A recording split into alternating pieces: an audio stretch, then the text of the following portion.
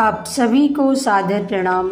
आज हम लोग वेद मूर्ति तपोनिष्ठ पंडित श्री राम शर्मा आचार्य जी द्वारा लिखित गायत्री महामंत्र के धीमहि शब्द के धी अक्षर की व्याख्या सर्वतोमुखी उन्नति नामक पुस्तक का सार संक्षेप सुनेंगे, जो इस प्रकार है। विद्वान मनुष्य को एक ही प्रकार की उन्नति में संतुष्ट नहीं रहना चाहिए, वरन सभी दिशाओं में उन्नति करनी चाहिए। वही मनुष्य सफल कहा जा सकता है जो अपने स्वास्थ्य को उत्तम बनावे, सुशिक्षा द्वारा बुद्धि का विकास करे, जीवन निर्वाह के लिए आजीविका का उचित प्रबंध करे और समाज में प्रतिष्ठा तथा विश्वास का पात्र समझा जाए। असली आवश्यकता में इतना आकर्षण होता है कि उसके लिए तीव्र शक्ति से प्रयत्न करने को बाध्य होना पड़ता है। मौज में पड़े रहना किसी को बुरा नहीं लगता, पर उन्नति की ईश्वर दत्त आकांक्षा इतनी तीव्र है कि उसके लिए मौज छोड़कर लोग कष्ट सहने को तत्पर हो जाते हैं। आप उन्नति करना अपने जीवन का मूल मंत्र बना लीजिए। ज्ञान को अधिक बढ़ाइए, शरीर को स्वस्थ, बलवान और सुंदर बनाने की दिशा में अधिक प्रगति करते जाइए। प्रतिष्ठावान बनिए, ऊंचे पद पर चढ़ने का उद्योग कीजिए। मित्र और स्नेहियों की संख्या बढ़ाकर बुद्धि को तीव्र करिए। अनुभव बढ़ाइए, विवेक को जागृत होने दीजिए। बढ़ना, आगे बढ़ना और आगे बढ़ना यात्री का यही कार्यक्रम होना चाहिए। स्मरण रखिए, शक्ति का स्रोत साधनों में नहीं, भावना में है। यदि आपकी आकांक्षाएं आगे बढ़ने के लिए व्यग्र हो रही हैं, उन्नति करने की तीव्र इच्छाएं बलवती हो रही हैं, तो विश्वास रखिए, साधन आपको प्राप्त होकर रहेंगे। ईश्वर उन लोगों की पीठ पर अपना वरद हस्त रखता है जो हिम्मत के साथ आगे कदम बढ़ाते हैं। कठिनाइयों के न रहने पर एक और हानि होती है कि मनुष्य की क्रियाशीलता, कुशलता एवं चैतन्यता नष्ट हो जाती है। ठोकरें खा खाकर अनुभव एकत्र किया जाता है। घिसने और पिसने से योग्यता बढ़ती है। कष्ट की चोट सहकर मनुष्य दृढ़, बलवान और साहसी बनता है। मुसीबत की अग्नि में तपाए जाने पर बहुत सी कमजोरियां जल जाती हैं और मनुष्य खरे सोने की तरह चमकने लगता है। राणा प्रताप, शिवाजी, बंदा बैरागी, हकीकत राय, शिव दधीची, हरिश्चंद्र, प्रहलाद, लेनिन, गांधी, जवाहर आदि को परम आदरणीय महापुरुष बनाने का महत्व उनकी कष्ट सहिष्णुता को है। यदि उन्होंने पग पग पर कष्ट सहना स्वीकार न किया होता, यदि उन्होंने दुखों और कठिनाइयों को न अपनाया होता, तो वे साधारण श्रेणी के भले मनुष्य मात्र रह जाते। महापुरुष का पद उन्हें प्राप्त न हुआ होता। बुरे समय के 3 सच्चे साथी होते हैं: धैर्य, साहस और प्रयत्न। जो इन तीनों को साथ रखता है, उसका कोई कुछ नहीं बिगाड़ सकता।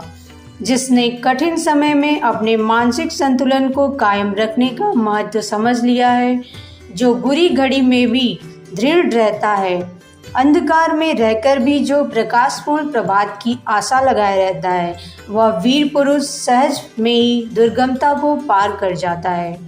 मानसिक संतुलन के कायम रहने से न तो शारीरिक स्वास्थ्य नष्ट होता है, न मानसिक गड़बड़ी पड़ती है, न तो उसके मित्र उदासीन होते हैं, न शत्रु उबलते हैं।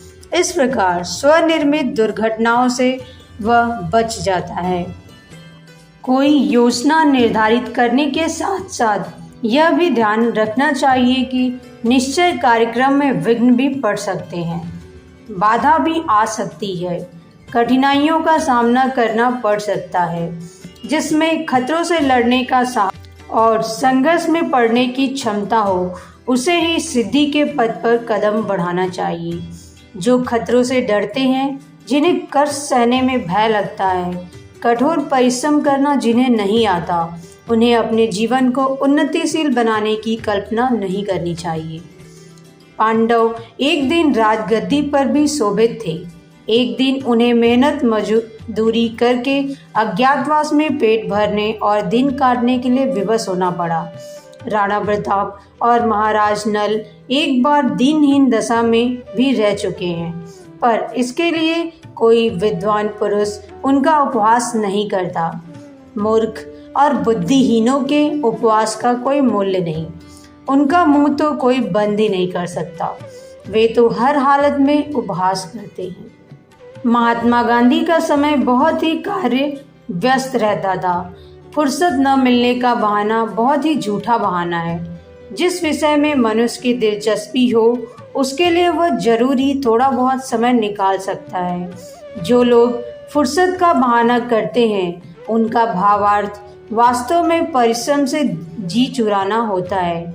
जो श्रम नहीं करना चाहता उसके लिए कभी फुर्सत नहीं। परिश्रम यदि विवेक और व्यवस्था के साथ उचित दिशा में किया जाए तो उसका परिणाम आश्चर्यजनक होता है। संसार में जो भी महानतम कार्य हुए हैं वे मनुष्य के परिश्रम की अद्भुत शक्ति की गवाही दे रहे हैं। शारीरिक और बौद्धिक परिश्रम दोनों ही अपने अपने स्थान पर महत्वपूर्ण हैं। दोनों के सम्मिलन से एक पूर्ण परिश्रम का निर्माण होता है।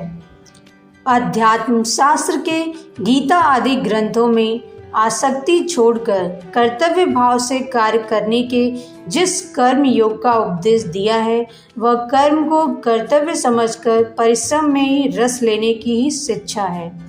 इस पद्धति से काम करने वाले का आनंद और उत्साह कभी मंद नहीं पड़ता, न कभी थकान आती है और न ही जी उठता है।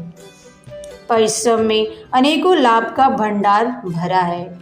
निरोगता, बलिष्ठता, दीर्घ जीवन, प्रफुल्लता, गाढ़ निद्रा, चैतन्यता, स्फूर्ति, उत्साह, साहस, उत्पादन, बुद्धि वृद्धि, आत्मविश्वास आदि के अनेक आनंददायक कठिनाइयाँ सरल हो जाती हैं और दुर्लभता सुलभ बन जाती है।